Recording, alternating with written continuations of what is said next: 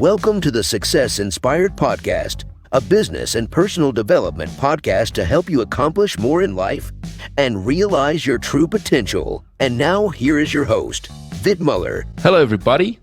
My guest today has 20 years of experience in 911 emergency communications. Over the course of the 20 years, he has been a dispatcher, manager for countywide consolidation, and is now running his own training business to help other 911 dispatchers in both US and internationally to be better leaders with dealing through crises and emergency situations. Please welcome to the show, Joe McCarville from 911 Leadership Gold.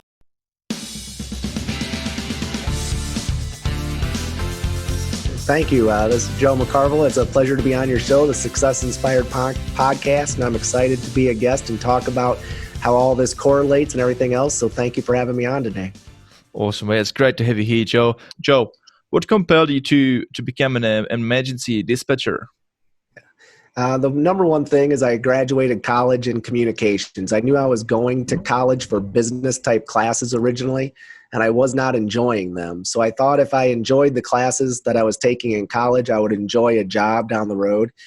And I took a communications class and I really liked it. So I switched to communication studies, and I had no idea what I would do with that when I graduated. And the job 911 dispatcher from the town that I grew up in opened up, and I applied for it, not really knowing what I was getting myself into, and found out that I really liked the job. I liked how you could help the community. I liked how you got to interact and make a difference in people's lives.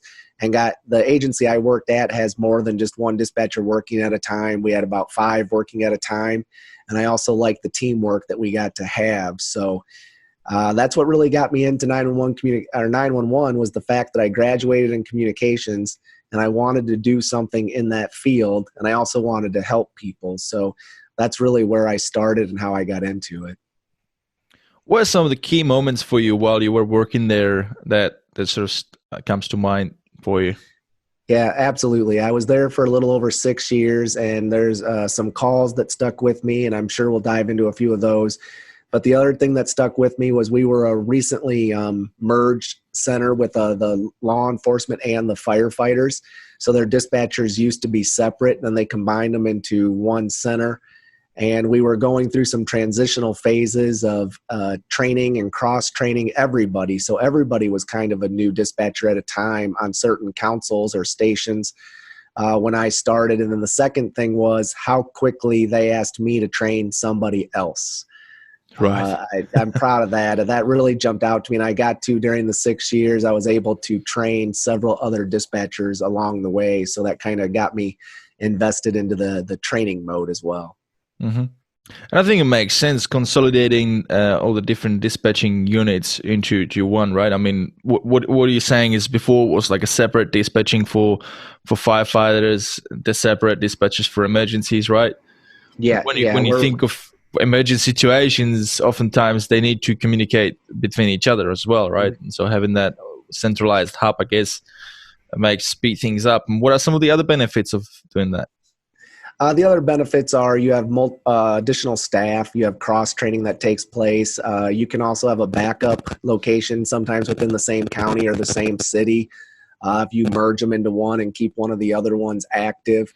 And you also obtain more knowledge base. And when you're also talking about, a lot of times there's a tiered response. So an emergency call such as a fire, a structure fire, or something along those lines, you may also send the police department to assist with traffic control. You may also send an ambulance or medical assistance to assist the people that may have got injured from the fire, and the firefighters are going. And when you combine all of them into one, everybody knows what's going on at the same time and helps being sent simultaneously to get a quicker response. And knowing that the emergency guys are coming for the firefighters to know about it's all very, very handy to useful, right? And also you'd probably have a scenarios where, typical scenarios where you'd know already, okay, well, we've got this happening. Okay, we're definitely going to need these guys, and these guys because of the nature of that situation and based on the history of that. What were some of the situations that you personally had to deal with as a dispatcher that really sort of stand out? And you've been doing this for about 20 years, right? Yeah, I was taking calls for a little over 6 and then transitioned more into the manager role. So this call I always talk about whenever anybody asks me, and it stuck with me for a lot of reasons. And I'm going to just warn whoever may be listening that it is kind of a tragic outcome, but it's the call that stuck with me for a lot of reasons. It shows the growth in where emergency services has come from where it used to be. And it also talks about the peer support or the critical incident debriefing that dispatchers also may need to receive or are now receiving. And this call came in from a child caller that was in a car, and he didn't know the address. And at that time, cell phones were only giving us what they call phase 1 information, which was just they were giving us and passing through the cell phone number. And that was it. So I didn't have any history on that phone number. I didn't have any information about the location. And the child caller did not know anything about where he was at the time. So I first needed to determine where they were and what was going on. And it just so happened that his cousin, female teenage person, was rollerblading in a parking lot and went to stop herself and unfortunately went through a window and ended up being killed in the incident. But I was talking to this person, and the way he described it was he was by a brown building and a baseball diamond. And so I was instantly thinking of schools in the area that were brown and that you could see a baseball diamond from the parking lot. And I kind of guessed and sent an east side engine to a high school and a west side engine to a high school.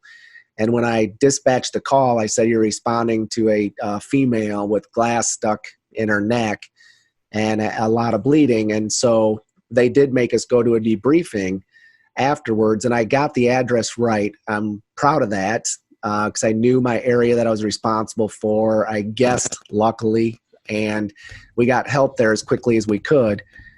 They did make us go to a debriefing, and a lot of the information contained in those are confidential. But the one thing I always share is that one of the firefighters in there did say, and he didn't know I was the one that dispatched the call at the time, that the way I dispatched the call about the glass and the neck and stuff is that it definitely got their attention. They were going to something really serious.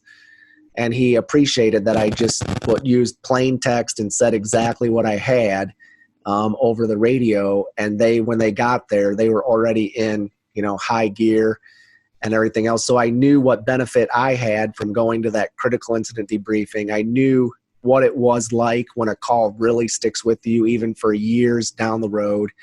And I also know what 911 dispatchers go through when technology doesn't work, and the changes that we've made now where we're getting more specific information from cell phone calls and the benefits that has to the community as well as the emergency responders and the time that it takes us to get there. So that call sticks with me for all of the reasons. Yeah. I mean, the sense of responsibility one would have as a dispatcher, I can't even start to imagine, think, that sense of responsibility when you get that call, somebody is really on the edge of their life and needing help, and you really don't have any information. That would have been frustrating trying to figure out, and you generally want to help them, right? Is there any other stories that also stand in mind that sort of tie into the benefit of providing detailed information and how that sort of have helped at certain cases? Oh, absolutely. We've recently upgraded to what's called Rapid SOS. It's a program that gives more specific location for geo coordinates, lat and long, or longitude and latitude, to more accurately identify where cell phone callers are calling from. And whether it be the agency I work at or whether it be in the nation, if you read stories from the success stories that they've had about that, and we have had a few where people dial 911, but they're unable to talk, but we kind of know exactly where they are, so we send help. And it's been whether it be related to somebody being unable to talk because they're being held against their will. We've had one of those, and we've also had a drug overdose where the person was unable to talk, was able to dial 911, and then went unconscious, and we were able to get there and assist them as well with excellent. no spoken word. So it's been a really huge success. And the more technology assists us in doing our job, the safer the community and other people will be as well. What was it like when you started? Obviously, you've gone a long way with, dispatching gone a long way, right, over the 20 years of technology. But what was it like for you when you started? What did you have it? It was a completely different system. When I first started, we couldn't type into what a lot of times they call them a CAD or a computer-aided dispatch system. So when I first started, there's these things called common name places. So if you have a building or a structure that everybody knows in your jurisdiction, whether it be a common gas station or a restaurant or a school, the systems now, you can type in the name of the school and the address automatically generates for you. And a lot of times the systems now also tell you if you have multiple fire stations in your jurisdiction, this is the fire station that needs to go. This is the area of the law enforcement that it is that you need to send. And so when I first started, we didn't have any of that. You just typed it in, you got the call notes, you got the address, and you had to know which apparatuses to send, which law enforcement agent or car or whatever was working that area of responsibility.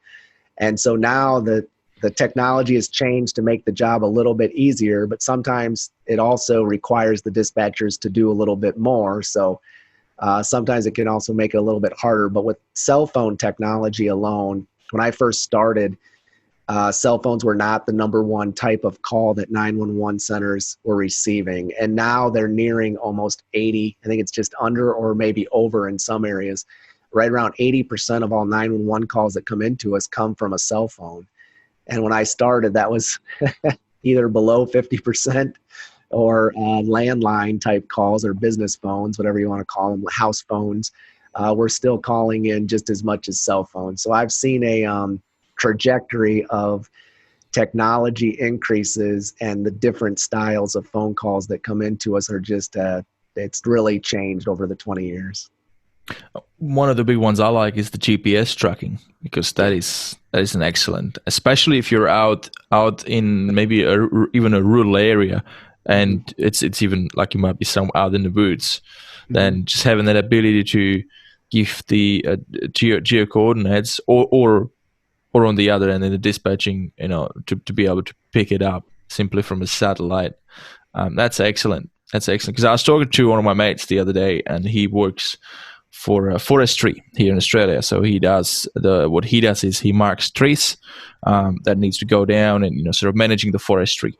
And he was telling me that one day, he was on the shift and there was a brown snake, and he was alone out in the woods. Nothing happened, but you can only think, well, if something happened, what would you do? Right. And so having those, there's some really good apps now you can download, right? And you just press a button, it gives you the geo coordinates, and you can actually ring out emergency from it. And I think it even shares the geo coordinates there for you. So that's pretty cool. What are some other things that people may not know about from the technology standpoint, like from the back end? From the back, it's the security. The amount of security that we have to do, and a lot of times, at least here, there's a lot of public information as well, so we have to share certain amounts of information, but then we also have to protect certain data. So it's kind of a mix and a match of learning about public and also what needs to be encrypted. So I'd say one of the biggest things that I would talk about is radio transmissions. And are they broadcasting in the clear, or are they being encrypted, and making sure that we're protecting people's information, such as, social security numbers or important things like that. So from the back end, it's always interesting to learn about public and protection and the rules that you have to follow, and making sure you're doing that in compliance with all of the rules from both aspects of that. So I would say that's one of the most interesting and tough challenges, to always make sure you're meeting that, to make sure you're protecting everybody, but also getting the information out that we're supposed to be getting out that's public. Now, what about those dummy calls? What about those people calling in and just having a bit of fun, having a bit of a giggle? How many of those have you come across? And would you say that has gotten better since, over the years? Yeah, with cell phones, I don't know if it's gotten better.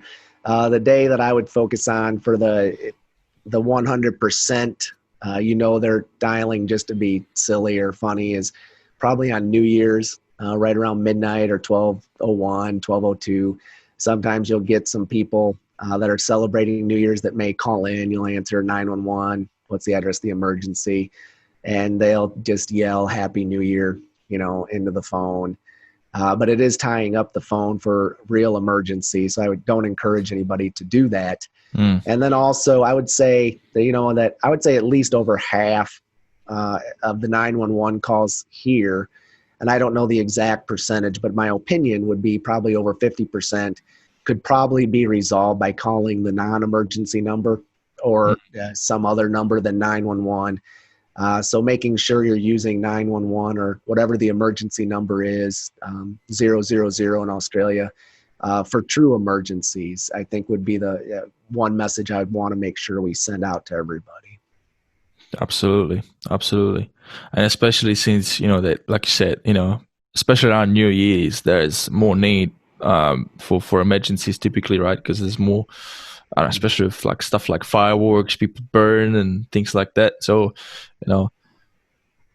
being silly may just prevent somebody who is in real need to get emergency to them. So definitely. And is there any typical one that you think the listeners should know about, like what would not constitute as an emergency, and they may think, or it's commonly thought as like a good reason to call emergency, but it really isn't, and they should know about it? Yeah, I would say the one that I see the most of frequency-wise, where people call the emergency line, at least where my experience comes in, is probably when somebody's unable to sleep due to a neighbor or whatever it is having a loud party or loud music. There's really no life threat or medical threat. Yes, not sleeping is annoying and everything else, but like I said, that can probably be taken place on the non-emergency line rather than calling the emergency dispatchers for something like that. And the second one that comes to mind is calling the emergency number to find out the non-emergency number. There's a lot of ways you can find that out now without dialing the emergency numbers, such as Google, or maybe you have a cell phone where you could type it in, or whatever it might be, saving it in your phone in the jurisdiction you live in, as an example. But those are the types of calls that I would say could be avoided from calling emergency services that are commonly answered on the emergency line once in a while. Now, when you say non-emergency number, is it similar to like what you have with 000, where it's centralized hub for emergency? Is there a centralized hub for non-emergencies? Here in the United States, a lot of times the non-emergency number rings into the same place in a lot of the emergency centers, but sometimes it is separated. They'll have non-emergency and emergency, and then some large cities will have a 3-digit number also that you can call. I don't have experience with that, but some of the larger cities have a 3-digit non-emergency number that you can call as well to make it easy. But a lot of times here in the United States, the centers are combined where 911 dispatchers are also answering the non-emergency number as well. Not all of them, but some of them. Now, the whole purpose of you being this in what you're doing in the last 20 years is you love communication, and you want to help people, being able to get emergency when they need it. Now, as an outcome of doing this, you've launched a business, didn't you? I did. In 2017, I launched 911 Gold Line Training. And what was the main reason for it? What was the main desire for you to start this business? I had been going around the nation for a different company and teaching other 911 type classes. I was teaching primarily active shooter events for 911 dispatchers. And it was a great class. I enjoyed teaching it.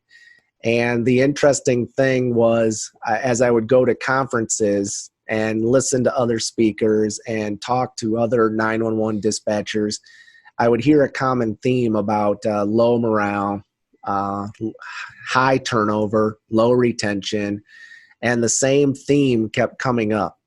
And then I would look at the classes that were being taught at these conferences, and I would see we're teaching them about, really volatile calls, active shooter events, or in progress calls, or we're teaching them all about technology.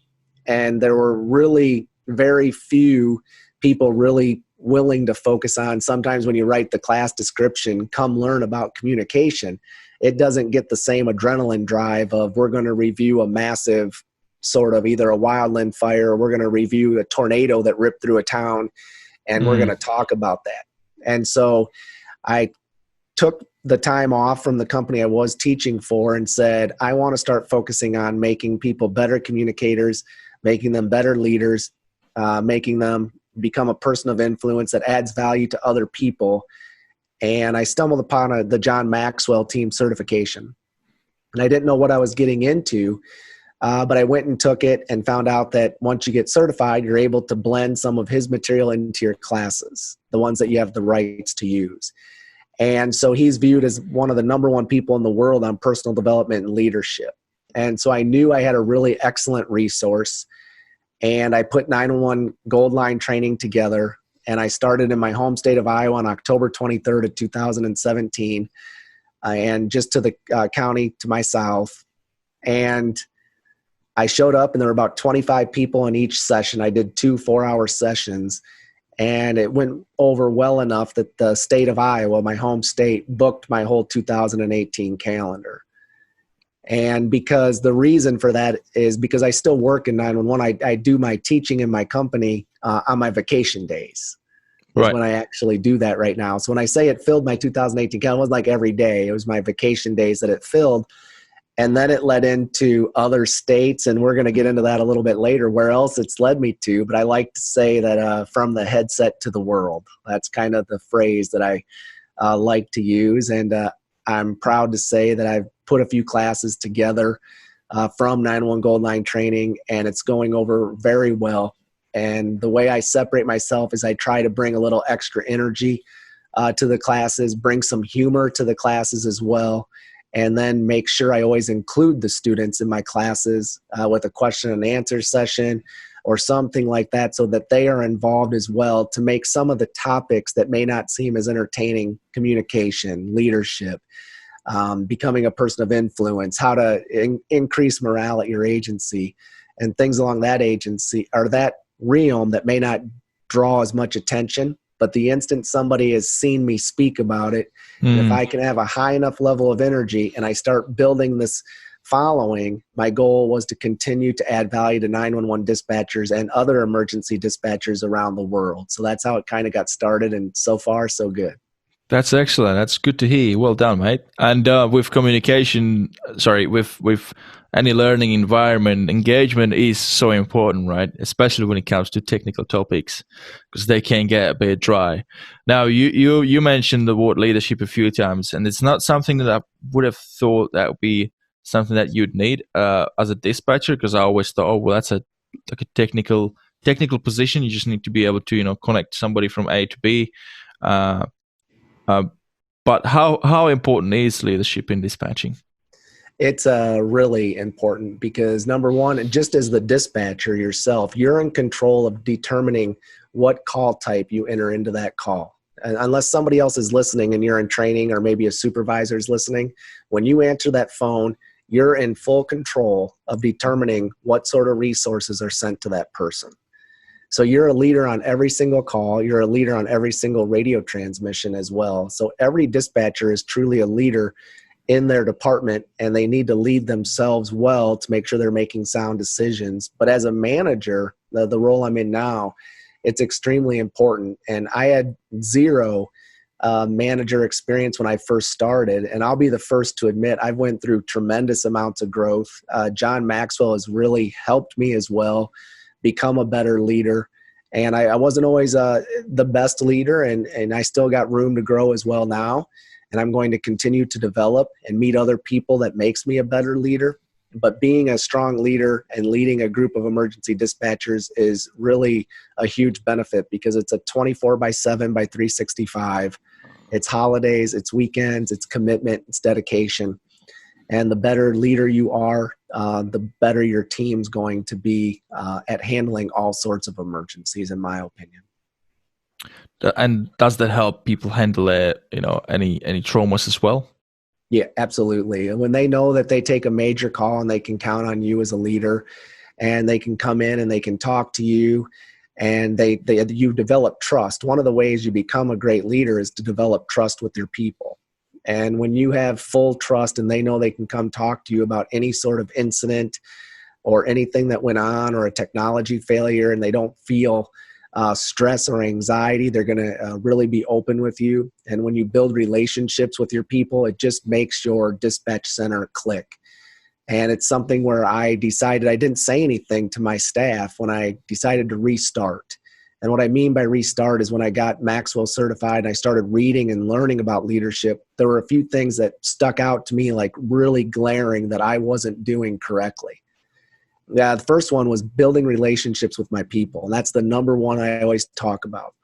And what I mean by that is, since I started at the agency I now work at as a dispatcher, and then I came back full circle, I knew 95% of the dispatchers I was coming into because I worked with them for 6 years. And they were mostly all still there. And so when I came back, I felt I knew, well, this person likes to do this person likes to do that. This is this person's, shortcoming that I think we need to fix. But I only knew them as a coworker. I didn't know them as a leader or a supervisor of theirs. And I didn't know what really motivated them to stay in 911. I thought I knew, and I took it for granted instead of starting over and building a relationship with them as a leader. And so one of the steps that John Maxwell always talks about, number 2, is building relationships with your people.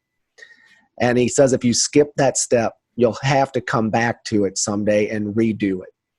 And that's what I ended up having to do, is I redid that step. And it was the best thing that I ever could have done, because now people are, they're much more comfortable with me as a leader, I think.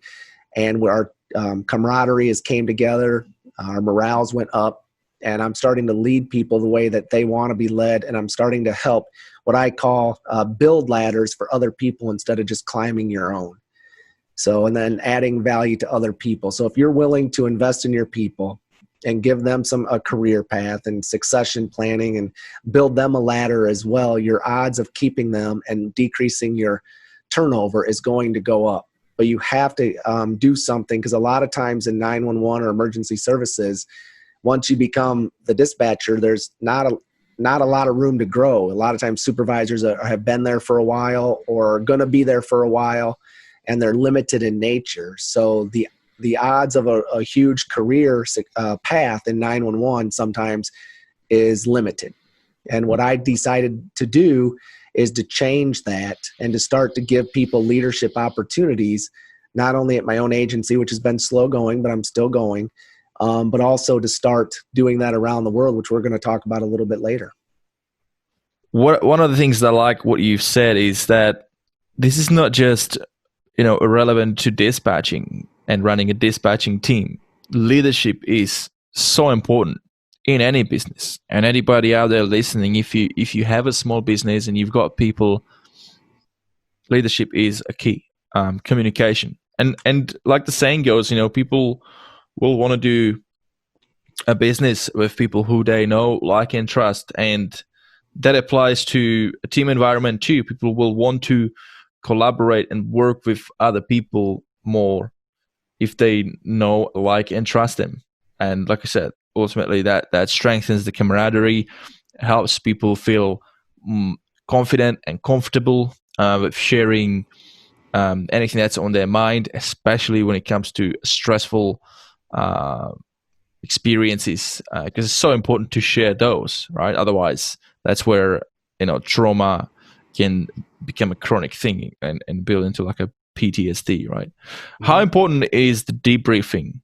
Let's talk about that, because you got debriefing on both ends, I guess. The one that on the actual location where the emergency is happening, you've got the first aider who might be on the call with you, and then you've got the dispatcher on the other end who may need the debriefing as well. Let's talk about that. Yeah, it's something that's really becoming prevalent in 911. in the United States is involving the dispatchers in critical incident debriefings, and also having peer support teams in emergency services as well, and peers that you can talk to that are trained in speaking to people going through crisis and possible post-traumatic stress.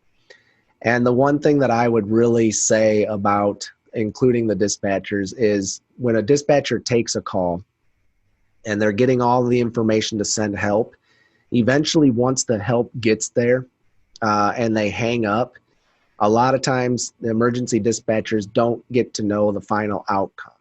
Now they may, if somebody, and it's unfortunate, they may, if somebody passes away, depending on if they're part of getting a case number for their law enforcement officers, and if they're told what the outcome is in a positive or a negative way, they may get some closure.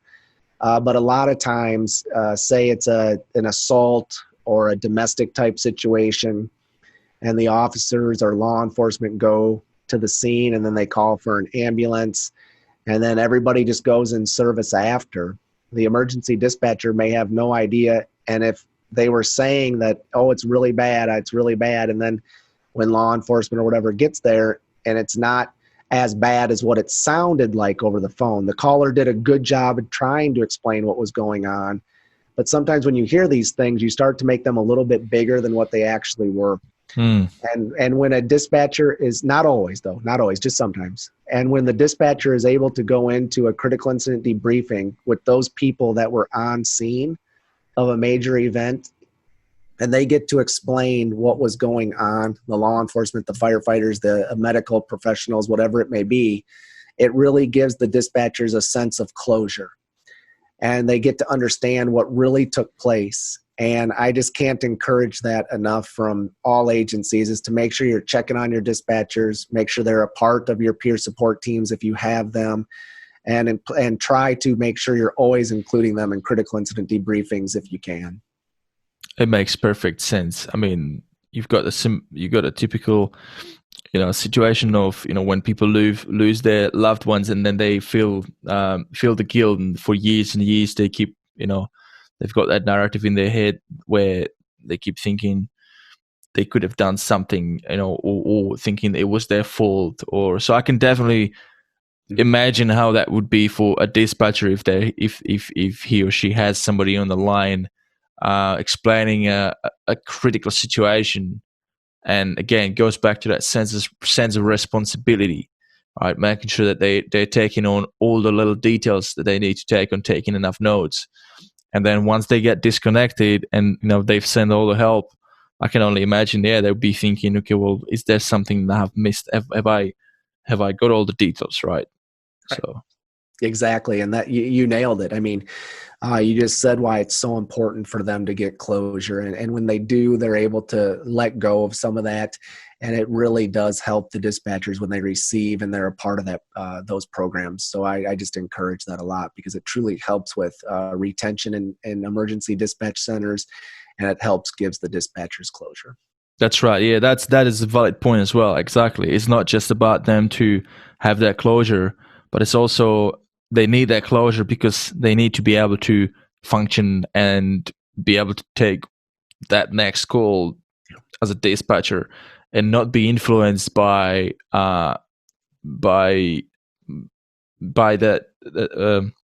what's the word by the trauma from past, because trauma or anything like that stays with us and influences our decision making in the future, right? So great. I mean, you're nailing it all. You're nailing it all as to why it's so important. So now with your business, so you mentioned you started doing some courses and quite successfully you've been able to fill up rooms, and they're like 3 hour long? 4 hours. And as a result, you've been able to now help not only emergency dispatches in America, but you've managed to get some gigs outside overseas as well. Yeah, the number one thing, it wasn't a 4 hour one, but it was a shorter one. But I did fly over to Dublin, Ireland, and I spoke to, now I'm getting 999 emergency dispatchers in Dublin, Ireland. And there was a conference that is Countrywide over Mm-hmm. there. And they invited me over there to speak, and I got up in front of the room, and I relied on the talking and teaching points to be John Maxwell information because it's an international certification. And then the stories I shared to relate that information came from working in emergency services. And that's what's the benefit about my company is that a lot of the teaching points come from the number one person in the world on leadership and personal development, according to many. And then I add relevant emergency dispatch stories to the material to make it make sense. And a lot of times, so does the audience and those that attend. Well, I want to talk about this point or this story because of that very point that you just said. So let me tell you this story. And it really drives up class engagement when we do it correctly. Yeah, that's excellent. And I was welcomed by Ireland. I had a great time over there. They gave me a tour of their emergency dispatch center, which they dispatch the ambulance and medical out of a dispatch center that is for the whole country, which was just very unique to me. And they also are also fully accredited, the whole country as well, through the International Academy of Emergency Dispatch. And so that was unique to me as well. And I just cannot be more excited to continue to reach out. It's an honor speaking to you tonight in Australia, and to continue to reach out to all emergency dispatchers, because I think my platform speaks to everybody regardless of where you're at. Now, how much more work needs to be done? You mentioned Ireland; they've done, a countrywide, investment into this. For example, where is US with this? How far behind or how far ahead are they? There's a lot of agencies where the U.S. is large, so there's a lot of agencies that are accredited in emergency medical dispatching as well. And so there's a lot of agencies. It's just not countrywide.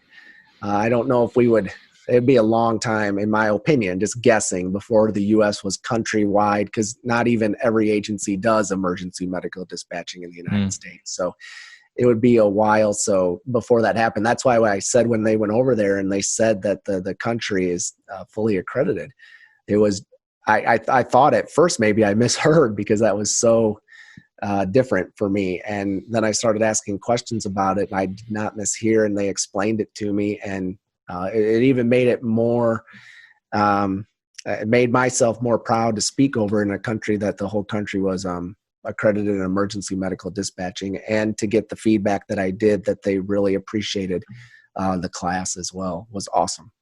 That's excellent. And one of the things I like what you said about John Maxwell and that leadership course, bringing in, taking on the principles of that leadership system, but then bringing in your own stories from your own industry to make it relevant to your listeners, to the audience, which are specific, being dispatchers. But John Maxwell, is this something that would be relevant to any industry? Yeah, absolutely. Any industry, schools, parents, industry, doesn't matter. Different countries, doesn't matter. Go out and read one of his many books. It applies to anybody, and then the instructor just needs to relate it back to what they're teaching for their industry. But there's all sorts of different certified John Maxwell team speakers in different organizations, whether it be schools, medical, churches, you name it. They're certified speakers all around the world. And that's one of the things also, that I'm proud to be part of an organization that has speakers all over the world as well. Awesome. Well, I'll make sure I put that in the show notes, because leadership is so important. Now, let's go back to your business. Is there something that you wish you had known when you were starting out with your a training business? Yeah, I wish I was better at building a website at first. And right. So I still got a little ways to go there. But the other thing is just how much work it really takes to build an audience and to get your company name out there. When I started, I was new to the market. Nobody had heard of me. And so how much work it was going to take, number one, to be heard of, how much you had to commit to yourself to make it work. And the fact that it is a little bit of hard work. You got to really put some time and effort into it. And then you also have to build up trust in your audience, that when you do show up to teach a class or instruct a class, that the audience is going to get something out of it that's productive. But then also the feedback that you get to make a difference in people's lives and add value to other people, that's worth more than any paycheck in my mind. When I get a review that says to me, you just made a difference in my life. You made me think about the ways that I talk to callers, or that I talk on the radio, or how I treat my coworkers, or you made me understand that my job really does matter again and that I'm important. When I get those reviews, that's worth the price of gold. That's why I do it. My whole goal is to add value to other people so that they can continue to be a successful emergency dispatcher. Well, that's awesome. I love it. I love it. Now, outside of running your own business and being a manager at is that in Iowa? Yes, it is. In Iowa. So other than being busy doing this, what do you do like to keep fit and healthy? Yeah. The health portion has been, it's been a roller coaster for me. I've been all the way from what I would call fit and healthy to very unfit and unhealthy. And I grew up I'm a tall person. I'm 6'6", so taller than most people. And I also grew up very naturally skinny. And for me to get, 6'6" person can carry around a large number weight. But the problem for me is it also affects my overall health. My blood pressure was way high. My diabetic numbers were starting to go up. I was sleeping way too much. And then the stress headaches would start. And so I decided to get back to it because in college I was exercising by doing some cardio and lifting some weights. And so I had to get back to that. And I'm proud to say that I did get back to it. To start 2020, I was almost up to 250 pounds, which is, I'm genetically supposed to be thin. And so that was too much. And it was all in my gut and my face. And I still got a little to go in the face. But I'm proud to say that I did lose almost 30 pounds in the first 2.5 to 3 months. And it is a little bit easier for me to lose weight because I'm naturally skinny. But I committed to exercise. I committed to cardio, and which for me to commit to cardio, if you know me, that's not my favorite. Like cardio. Yeah, it's not my favorite thing to do in the world. But one of the biggest changes I had to make was the nutrition. And what I mean by that was just taking a meal to work instead of ordering out or going out to eat or whatever it might be has made the biggest difference. And one of the things that helped me change was one of my coaches that I work with said to me, do you need to go see somebody and talk to him? Because they thought I was starting to get even a little bit of depression. And I'm not. I'm one of the most happy people you'll meet normally. And so I said, it's time. It's time. I've got to make a difference. It's obvious between my company, my regular job, and everything else going on that I have got to make a commitment to the number one thing of which I think should be everybody's number one goal is their overall health. Because if you are not taking care of yourself, there's no way you can add value to somebody else. So I asked myself, if my company's goal is to add value to somebody else, I have to start adding value to myself so I can continue to do that. And so I've made those changes. It hasn't been perfect along the year. This year's been very challenging with the coronavirus and things shutting down and everything else. So it hasn't been the easiest year to do it. But I'm still, going forward. I just had my last checkup with the doctor and the blood pressure was right in line. I have my next blood draw coming up, I think at the end of July, maybe the beginning of August. And so I'm looking forward to that to see if my numbers are better than what they were last year. Because like I say, to me, your health should be your number one goal. If it's possible. I realize sometimes it's not always possible if you got something going on, maybe like cancer or something, and it's out of your control. But if your health is in your control, make it a priority because it's what's going to give you the most benefit out of moving forward. It's the best investment you can make. It's the best investment because when you're performing, when you've got, when you feel good, your mood is better because when you exercise, you feel good about yourself, your mood's better. Everything that you do then is just better. It's how you what kind of role model you are for others in your company, in your business. There's so many positives on every angle. Now, sometimes it's difficult, like you said. Sometimes things happen, like the COVID right now, preventing us to be able to, maybe go to the gym. I mean, I'm not sure, but over here, I mean, we can, but I guess there's still a lot of lockdowns, right? And so sometimes it's not going to be an easy ride, but you still have to overcome it and figure out a solution to keep going, right? To keep exercising. So what have you been doing? Training at home at the moment, or? The gym reopened about a month and a half ago, so I'm proud of that. So I do go to the gym. And the thing I was doing when the gym was not open, it was closed there for a little bit of time, is I would definitely take a walk. And I would go, and it would go uphill, and it'd go uphill quite a ways. And I'd go all the way up to about a mile and a half.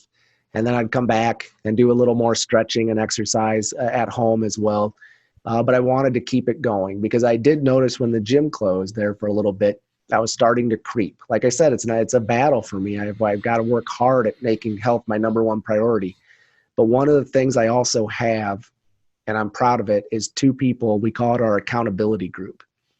And they were the two people that sat at my table at the initial certification for John Maxwell in 2017. And we email each other once a week. And we've only missed about 2 weeks since 2017. And one of the two in my group is extremely fit, helps teach military personnel about fitness. And he's a medical doctor as well. And he focuses on nutrition and everything else. And he's been a huge benefit to me and my accountability group to be able to ask questions to. And then the other guy, ironically, is a volunteer firefighter and works more in the banking industry. And he's also a super fit. He's a little older than I am, but he's super fit as well and goes hiking a lot with his family in the mountains. And to get their updates about how busy they are in life, and yet they're still doing this physical activity, I cannot stress how thankful I am for those two also being in my life to help me make a sole focus to health being just as important as everything else. I'm extremely grateful for both of those two as well. Yeah, no, it's great to have those inspirational leaders in our lives because, I mean, starting fitness is not easy. And, it's so easy to say, I've got kids, I've got job, I'm busy at work, making excuses. So easy to make excuses. And nobody has it easy, right? But hearing a story of somebody who has it even harder than you and they still make it work and they're fit, that's an inspiration. I mean, it's like a guy I had on my episode the other week, Michael.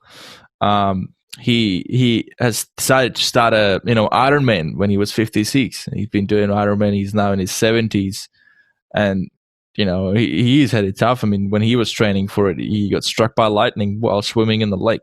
Survived it.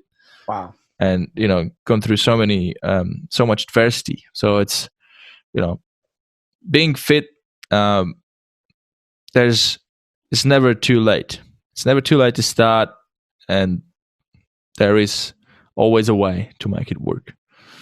So hopefully, anybody listening out there, if you want to improve your life, I mean, this is all about becoming more successful. If you want to have more success in life, and success is whatever that means for you as a success. But I mean, being healthy and fit is definitely, for me anyway, and for you as well, it's number one. So if you guys are listening and you want to improve a success in your personal life, feel more energetic, take ownership of your, I guess, a destiny, or your, how long can you, stay on this planet? How better you can perform. You should definitely consider, starting an exercise journey. It doesn't have to be difficult. You can just, do a couple of push-ups, do a couple of squats, go for a walk, whatever it is. Start with something simple and then build from there.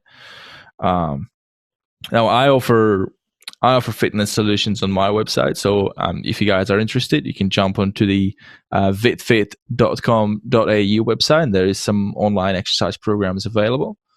But there is so many options. Just have a look on Google. Have a go speak to somebody at your local gym as well. I mean, you can always find somebody who'll be able to assist you with that. Now back to you, Joe. Because we spoke about hurdles with exercise, but also there's other hurdles that happen in our lives, not just with wanting to get on an exercise journey, but maybe when we are trying to build a business, run a business. Have you had any hurdles there with trying to build a business? Yeah, I mean, the word that you're saying, edit this part out, I'm struggling to understand. The hairless? What word are you saying? Oh, sorry, hurdles. Hurdles. Okay. Yeah, sorry, it's my accent. Yeah, because for those of you guys listening, my origin is I come from Czech Republic, so English is my second language. I gotta catch myself a bit more often and realize maybe people can't properly hear what I'm saying. But here's where the transcript comes in, guys. Guess what? I'm actually starting to include some transcript, and there's going to be some articles. So if you really struggle with my audio speech, then you got an alternative. Well, the only word I've struggled with is hurdles. I thought you were saying hairless, and I was no, that's funny. When I do the transcribing, it also gives me some weird stuff. So there's definitely something to it. Yeah, the number one hurdle with my business I kind of touched on earlier is getting my name out there and to be recognized as a credible trainer. Mm-hmm. And so that was the number one thing. And the good news for me is my name was well known in my state. I had been the president of an organization within my state. And so what happened is the people that came within my home state to the classes started talking about it on social media, and then other states got to see that. And it started to catch on. And then I ended up going to Wisconsin, Nebraska, Tennessee, and a few other places. I'm trying to think off the top of my head, a few others. And now I was also scheduled to go to Texas, and it got canceled. And I'm also scheduled possibly to go to Michigan. And I was brought back to Wisconsin a second time. I taught several locations throughout Iowa. And also to Ireland. And that was within just about a year and a half's time, and doing that on my vacation days. So it's really been fun. But the number one hurdle is just getting my name out there and viewed as a credible trainer that people want to come see when I'm offering a topic that doesn't give you that instant adrenaline drive of active shooter events or mass casualty incidents or massive wildland fires like 000 dispatchers went through. So it was tough getting my name out there to be, we want and need to take this class. And I think we've got that established now. And it was part of what's called Dare to Be Great. It was a conference that we did virtually in the United States for emergency dispatchers all over the world. And I became a speaker on that. I first met the person that put that on through the Within the Trenches podcast. It's a podcast about 911 dispatching. And we put this free virtual training on for emergency dispatchers. And when I spoke on Dare to Be Great, there was over 1,600 people watching at the time. And I was told it was in 6 different countries. Wow. And so that was something I was extremely proud to be a part of. And I also get to be a part of Dare to Be Great 2 coming up as well. So any 000 dispatchers that may hear this that want to register for Dare to Be Great make sure you stay tuned. Excellent. And being so busy doing all this, how's your family coping with this? Sometimes, they say that I work too hard. Unfortunately, a few years ago, I did get divorced, so that gives me a little extra time on my hands. But my immediate family, they definitely tell me, sometimes I should quit working, but I still have a ton of friends.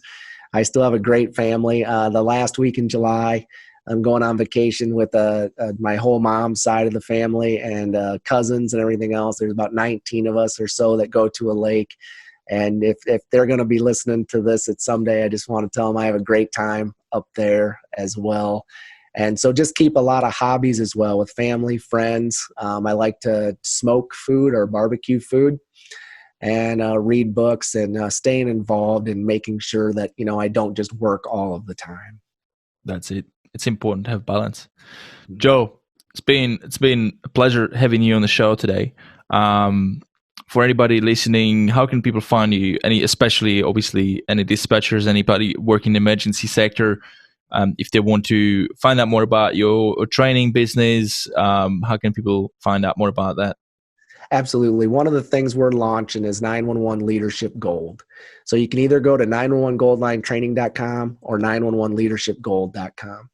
And both of them will be there. And the 911leadershipgold.com is for all over the world, emergency dispatchers. There'll be more information coming on my Facebook page, which is 911 Gold Line Training. On Instagram, 911 Gold Line Training. And Twitter, it's too long, so it's 911 Gold Line TRG.